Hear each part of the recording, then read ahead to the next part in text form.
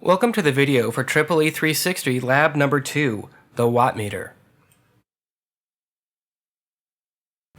For this lab, we're going to be using various components of the hardware lab. First, we'll be using the power supply.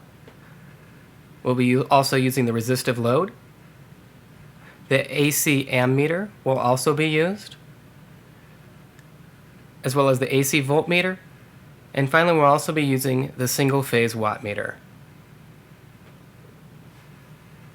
Here's a close-up of the single-phase watt meter. On the left side we have the inputs, and on the right side we have the outputs. It's important to note that the inputs, the voltage, and the current measurements are connected internally through the inputs. And again, the right side, this is where the outputs are. In order to do the reading, you read it directly off of the watt meter. You can read it right there off the analog scale. And now we're ready to make all of the connections. We'll first start by connecting the variable AC power supply to the single-phase watt meter. We'll also connect the neutral of the power supply to the neutral input of the single-phase watt meter. Now we're going to connect the output of the single-phase watt meter through an ammeter. And we're going to go from the ammeter to the resistive load.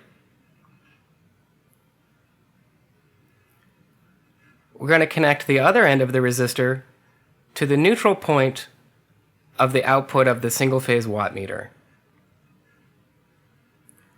Finally, we're going to check the voltage and monitor the voltage across the resistive load.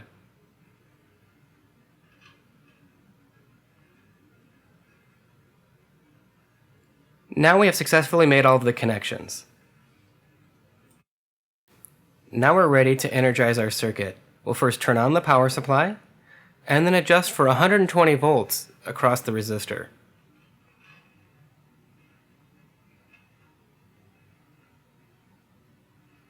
Now that we have the voltage set, let's take a close look at all of our measurements. Here we can see that our voltage reading is exactly 120 volts. Here's a close-up of the current measurement. We're looking at the top scale, so we can see that the current reading is about 0.68 amps. Here's a close-up of the single-phase watt meter. We can see that each one of the dark marks is worth 50 watts. That means that each one of the small increments is worth 10 watts. This measurement is 60 watts. And now, students, it is your chance to take a look at single-phase power by using a single-phase watt meter. Please follow all of the instructions as outlined in your laboratory manual.